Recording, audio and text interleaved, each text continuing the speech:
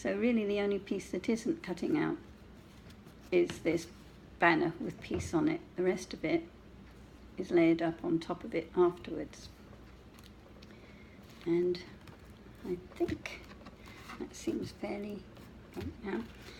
So as I've been saying, I have been putting strips on the outside as well as on the inside. Not only does it give it a nicer finish like on this side, but it gives it extra strength. So I have pieces I've cut here to match. I put the pieces on the top and the bottom first, and then the pieces down the side afterwards.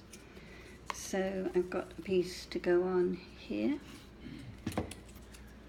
I don't cut the corners of these. I like the corners, I like them to match up at the edges, otherwise you've sort of got gaps in the very corners of your clock on the outside.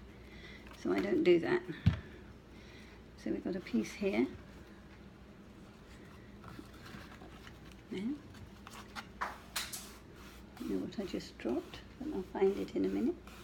A pen, I think. And then I've got a piece to go. All the bottom pieces are done. There's one more on the top here. So I'm going to glue that on.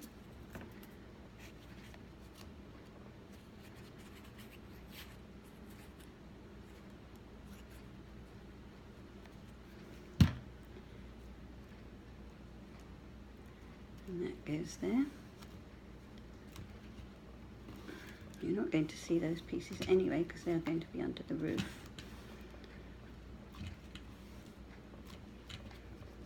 And then this piece down this side.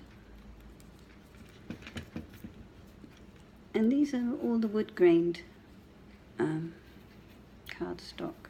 You could make this all out of craft cardstock if you wanted to, rather than a wood grain. If you don't have anything like that. And you'll find there's some extra pieces that I haven't stuck on my roof that would, for decorative, if you were using a plain paper.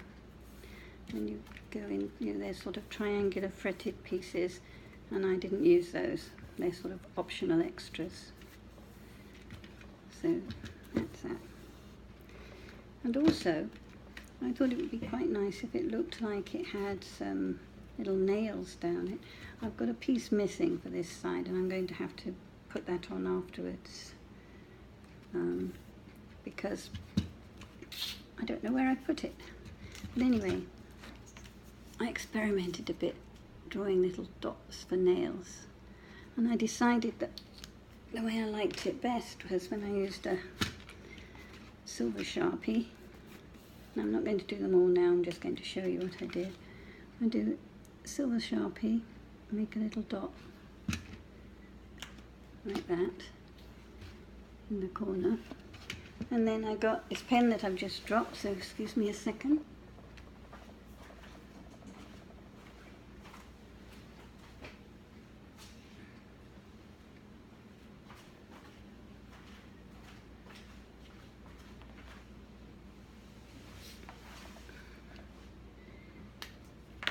And now I've forgotten where I did that.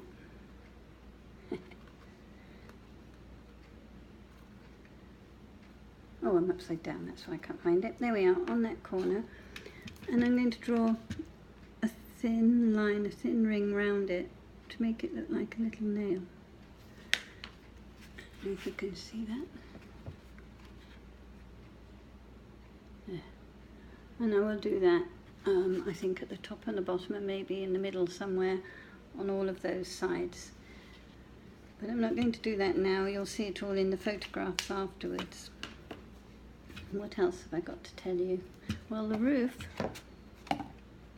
No, I think I'll tell you about the magnets that go on the sides here. They look like this. So this is a package I've got from eBay, and I've ordered loads of them. And I just keep them in there. They come in hundreds and things, and they work. So I'm going to use small ones. Couple each of each size and this size, whoops. And I'm going to go out so you can see what I'm doing. I'm going to put these small ones. I think these are 8mm. They're very inexpensive if you get them from eBay. That's where I get them from. And I'm going to stick a couple of those on here first.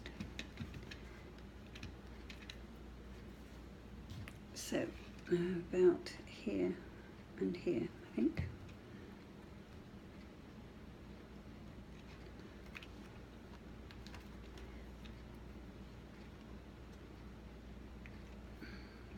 Like that. And then I have a piece of cardstock that matches my wood underneath, and I'm just going to glue it over the top to hold those in place.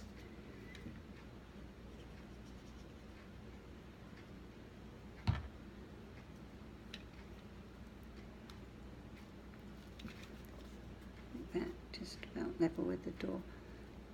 I just cut these by hand. There are some pieces in the pattern that you can use to make a similar thing, and I vary what I use to shut these things. Sometimes I put hinges or latches or something, but the truth is you're not going to be opening and closing this door very often. As I said on my other video, you're just going to get in there to put the battery in the clock and change the time now and then. So I've used small ones this time, 2 of them. Oh, and I forgot, when I put each of these pieces of paper on, I've been putting a little bit of Tim Holtz Distress ink along the edges so they're not white. And so that will be there. And then I'm going to put another piece, which I'm going to glue on here like this, and it's going to have these 2 magnets that we're going to find out where they need to go. There and there. I'm going to slide those onto my piece of card. Oops. In theory I am. I think I'll put a little bit of glue in there first, in about the right places. I can always move them around afterwards.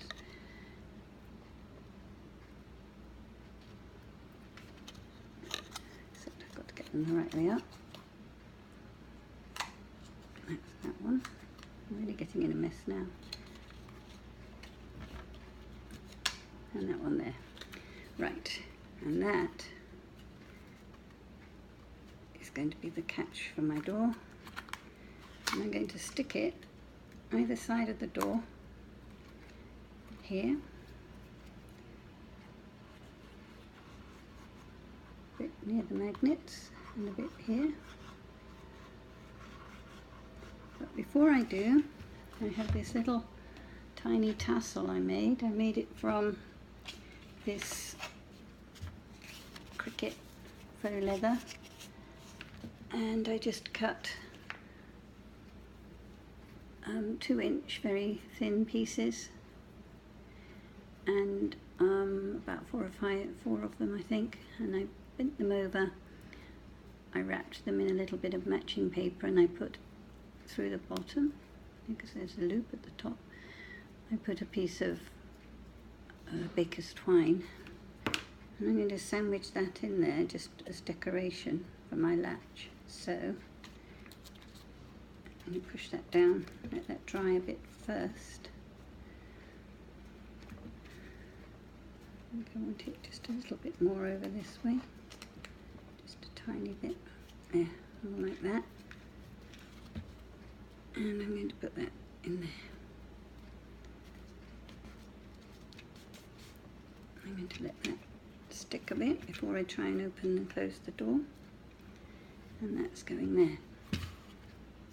So this is a peace and love, and I've got harmony as well, because I live in a place called Harmony, and I think peace, love and harmony go together quite well. But you can leave the harmony off if you don't want it. But I've got the heart here, the love is going to go on the door here, and I'm going to put the harmony at the bottom. They again are layered up on a couple of layers of the brown cardstock.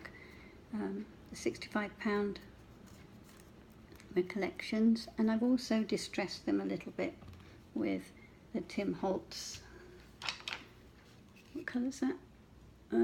Brushed corduroy, but it could be any of the brownish shades really, just to make it look a little bit more like wood. So I'm just putting a thin layer of glue. You don't want too much glue seeping through those holes in that, although it dries clear and you won't see it afterwards, so it don't have to be too